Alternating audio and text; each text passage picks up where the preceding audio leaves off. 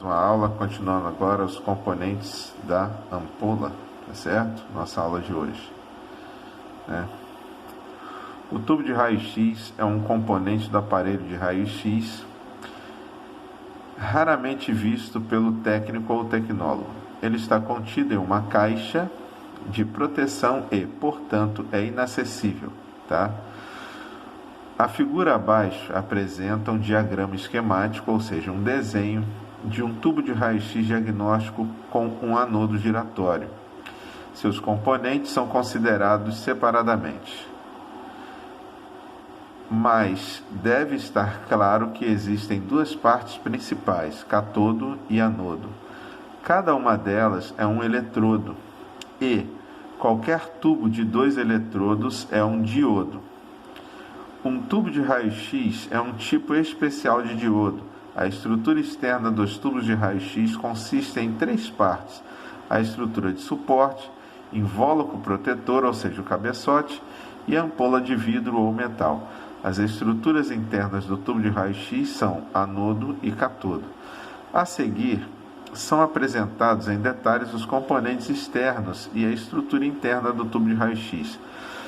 As causas e a prevenção de falha de tubos de raio-x são discutidas, em outro slide, não na aula de hoje. De modo geral, com o uso adequado, um tubo de raio-x empregado em radiografia deve durar muitos anos. Geralmente, tubos de raio-x usados em tomografia computadorizada e radiologia intervencionista têm a vida útil mais curta, em virtude do tempo de exposição, tá bom?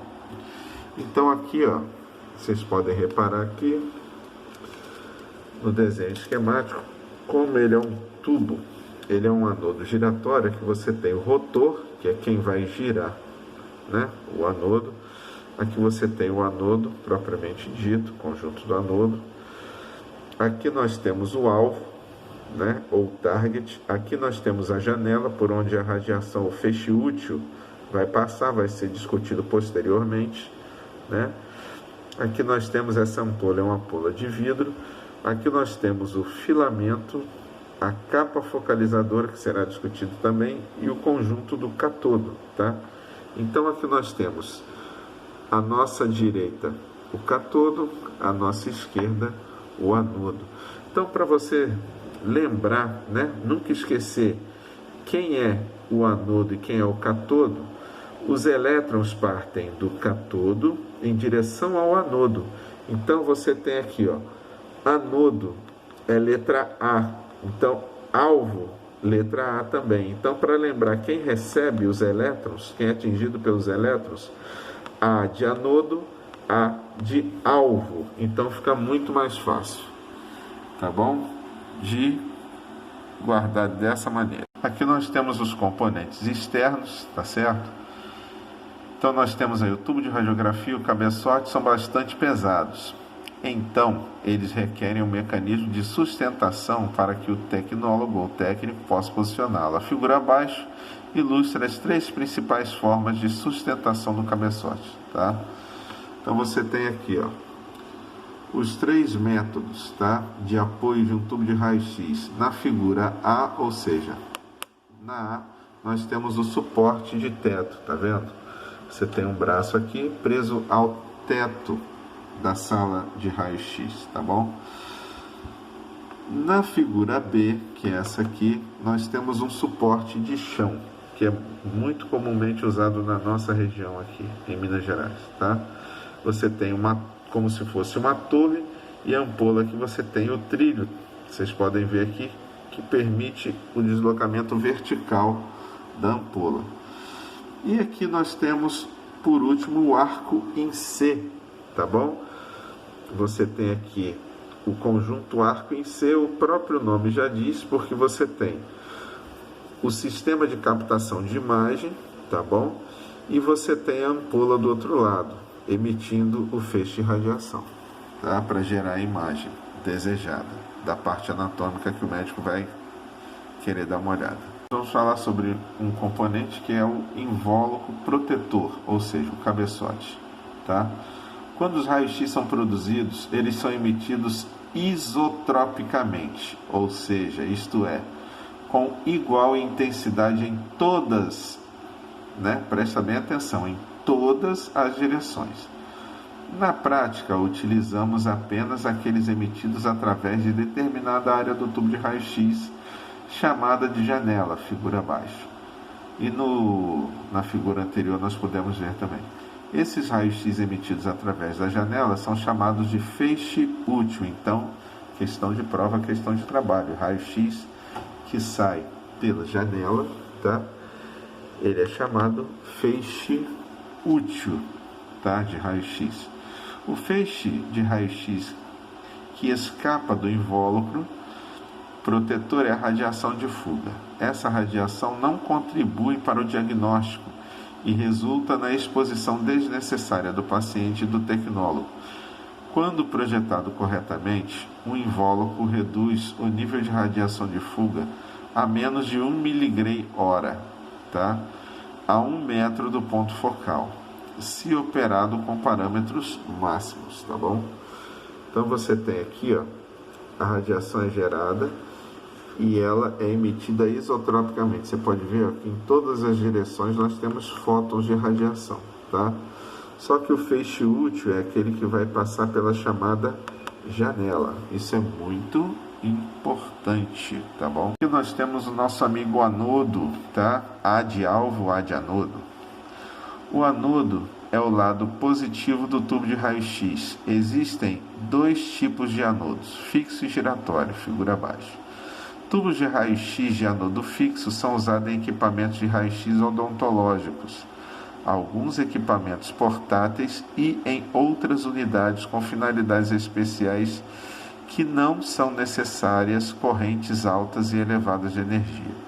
Tubos de raio-x de uso geral usam o anodo giratório porque eles devem ser capazes de produzir feixes de raio-x de alta intensidade em um tempo curto.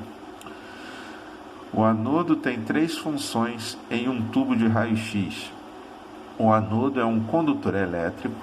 Ele recebe elétrons emitidos pelo cátodo e os conduz através do tubo para os cabos de ligação e de volta para o gerador de alta tensão. O anodo também fornece suporte mecânico para o alvo.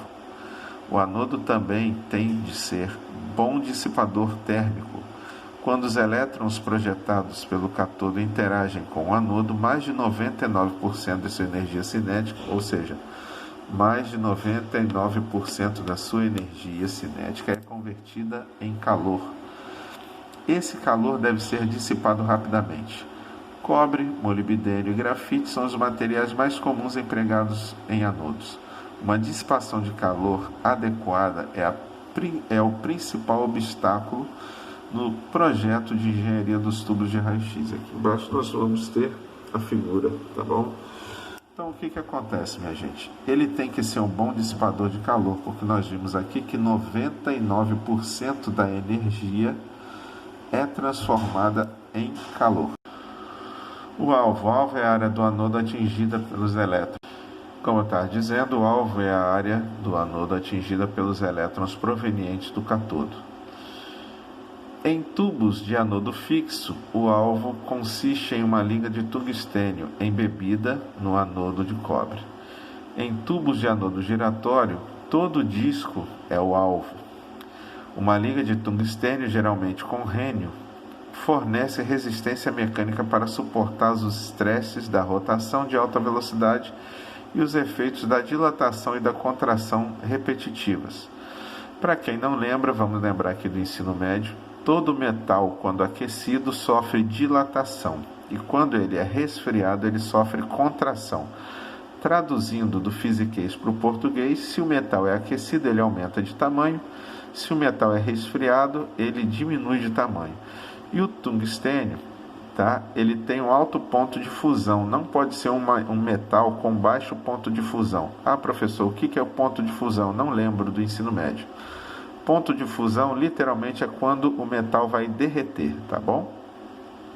Então vamos lá. Uma liga de tungstênio, fornece resistência mecânica para suportar o excesso da rotação e velocidade, tá? Então é o seguinte, O molibdênio e o grafite têm densidades inferiores à do tungstênio, tornando o anodo mais leve e mais fácil de girar. Lembrando a vocês também que material mais denso, ele é mais pesado. Um material menos denso é mais leve. Exemplo, o chumbo é muito denso. O isopor é pouco denso. Então, o chumbo é bem pesado, o isopor é pouco pesado. Se você tiver uma placa de 1 metro cúbico de chumbo, ela vai ser muito mais pesada do que um cubo de 1 metro cúbico de isopor.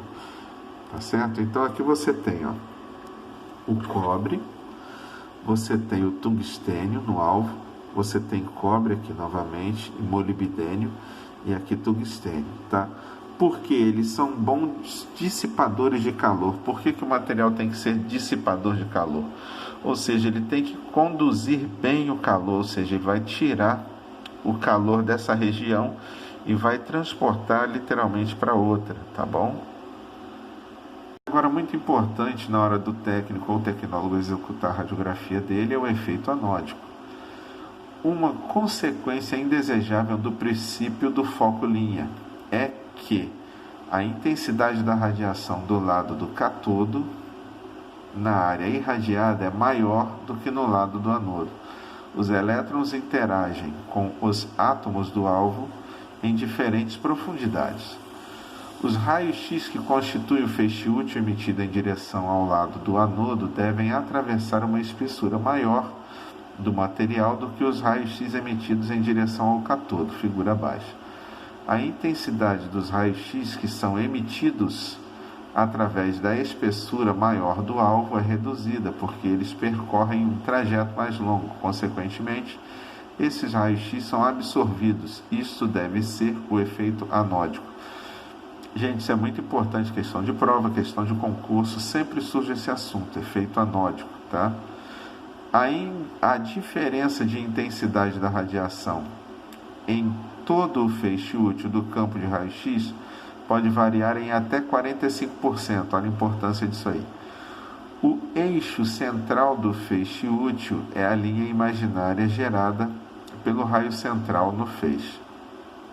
Se a intensidade da radiação ao longo desse raio central é consumida como 100%, a intensidade do lado do cátodo pode ser de até 120%, e no lado do anodo pode ser tão baixa quanto 75%.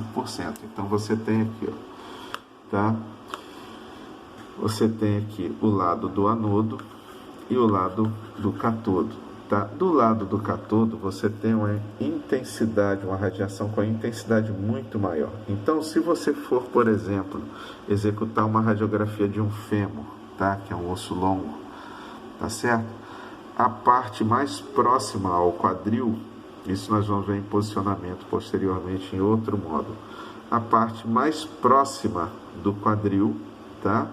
Você vai colocá-la no lado do cátodo. E a parte mais próxima ao joelho, você vai colocá-la para o lado do anodo. Por quê? Você vai pegar uma estrutura mais densa, com uma radiação de intensidade maior, e a estrutura menos densa, ou falando em português mais simples, mais fina, você vai realizar com uma radiação de intensidade menor, tá bom? Porque se você coloca a parte mais fina, ou seja, menos densa do corpo, no lado do cátodo, e a parte mais grossa, ou seja, mais densa, no lado do anodo, você vai ter uma superexposição aqui e uma subexposição aqui, ou seja, traduzido para a linguagem cotidiana do técnico em radiografia. Esse lado vai queimar e esse lado vai ficar branquinho, tá bom?